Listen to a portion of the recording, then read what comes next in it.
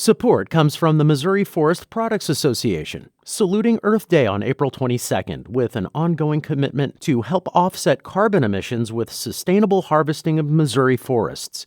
Details at choosewood.com. From St. Louis Public Radio. This is St. Louis on the Air. And that was really important to us to have it at some place that was neutral, safe ground for people to come where they would not feel uncomfortable or afraid of being arrested. Understandably, a lot of folks are afraid to do anything about these warrants. They're afraid to go to law enforcement or to the courts for fear that they might get arrested. So we really wanted this location to be accessible and a safe ground for people to come and connect, re-engage with the court. I'm Sarah Fensky.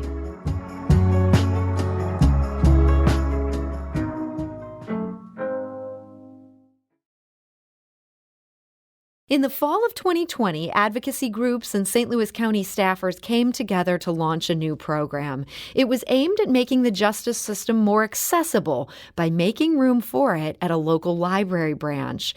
The Florissant Valley branch's Tap-In Center was such a success, those groups have now come together again to open a second one, this one at the branch in Moline Acres.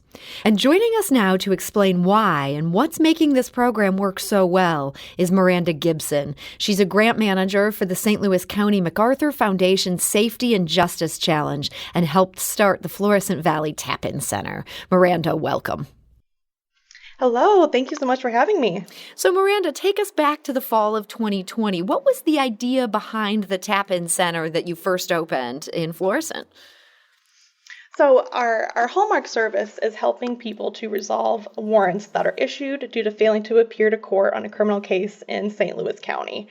So our partners were really interested in this problem, which has been, a persistent problem in the county and all over the country for a long time. And those issues we thought were going to get much worse during COVID, whenever there were court closures and people were going to have a hard time accessing the court. And so we really wanted to come together to create a solution that would be accessible and would really make some changes for the individuals and for our county partners as well. And so when you talk about getting warrants resolved, this isn't just one person who can magically fix this, but this is designed to be sort of one-stop shopping. That's right. Yeah. So we are lucky to have many partners for this unique kind of program. It brings together the MacArthur Foundation, the Public Defender's Office, and the St. Louis County Prosecutor Wesley Bell's office and the Bail Project to come together at the St. Louis County Library to help people who have these warrant issues. So they can come in, speak to an attorney. That defense attorney will speak to the prosecutor, who is always on call. And they can have a conversation in real time about the warrant and see what can be done. In a lot of cases, that warrant is agreed to be recalled. And so what will happen is the attorneys in real time can do all that paperwork, submit it to the judge, and that person can walk away, knowing what's going to happen with their case, and there will be a new court date issued. So people can come in, do this pretty quickly for free, and really get some good answers and get re-engaged with the court. So is that how this has worked in reality? That something that may have been hanging overhead and causing people a lot of stress, that there's this warrant out for their arrest, that's something that does get taken away and they can get back into that court system and see this case move forward.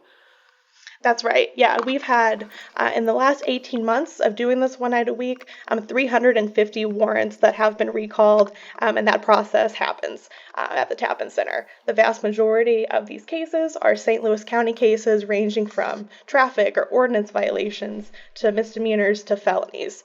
And the process has worked really well, and so well that we are able to expand a bit and reach out to this other part of the county to bring our services there. So this is all dependent on not just public officials being willing to do this, but actually having some attorneys who are able to do this. How did you get attorneys to staff it, especially now that you're looking at two different locations? Right. So we have always had great partnerships with the Public Defender's Office. So we have one public defender, Jamia Steele, who is always available on Tuesday nights. And we also have prosecutors. Like I said, Wesley Bell's office has been a partner from the very beginning. And they have prosecutors that are kind of on call every Tuesday to do this.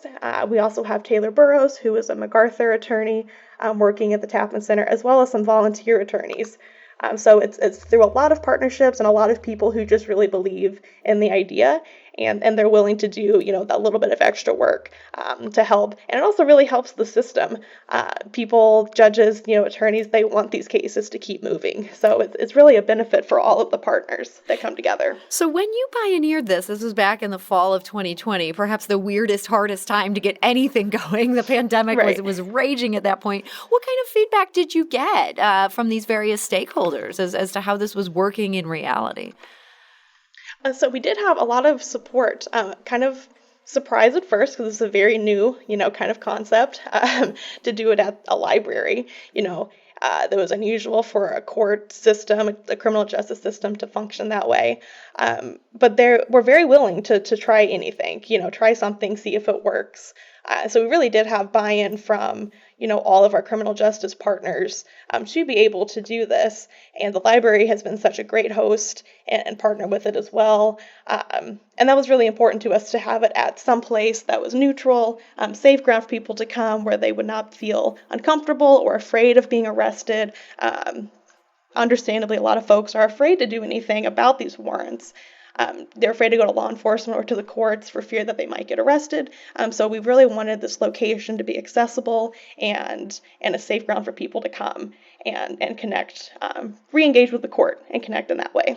Yeah, the fact that you've been able to clear up 350 warrants, that feels kind of like the proof is in the pudding. People are using this. Was it hard initially to get the word out? Like, yeah, not only this is a safe place, but you can do all this at the library. Right. Yeah, it was slow to get going a bit, just because it's so unusual, right? And so it was.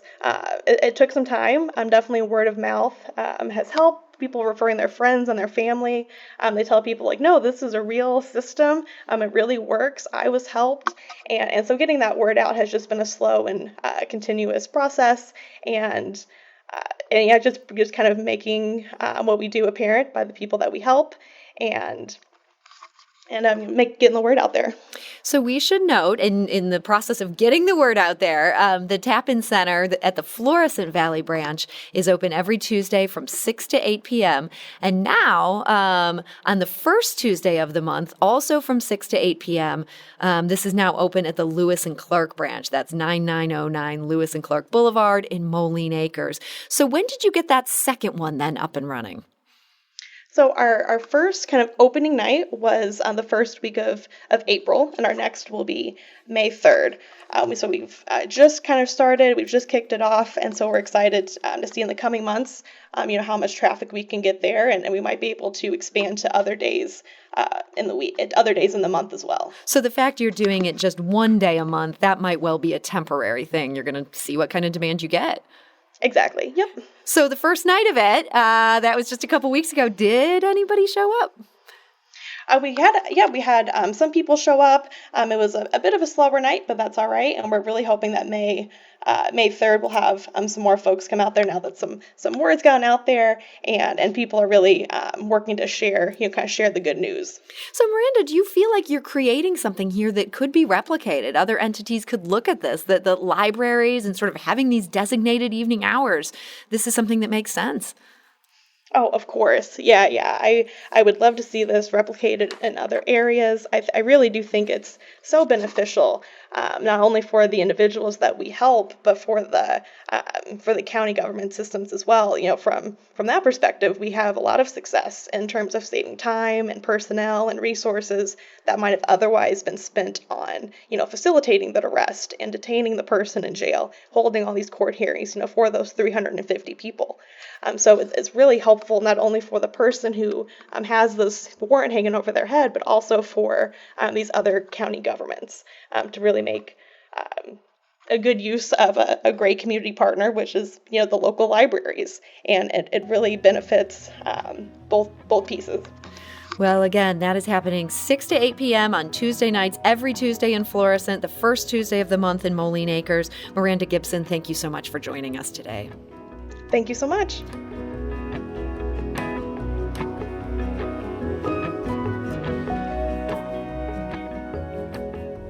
This episode was produced by Emily Woodbury with audio engineering and podcast design by Aaron Dorr. Our executive producer is Alex Hoyer. St. Louis on the Air is a production of St. Louis Public Radio. Understanding starts here.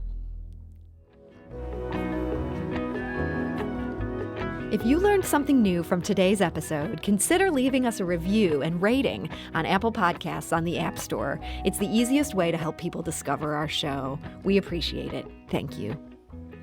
St. Louis Public Radio is a member-supported service of the University of Missouri, St. Louis.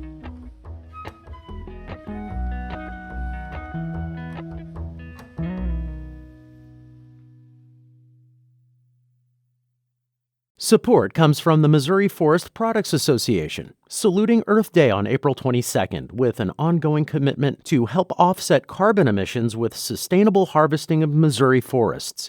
Details at choosewood.com.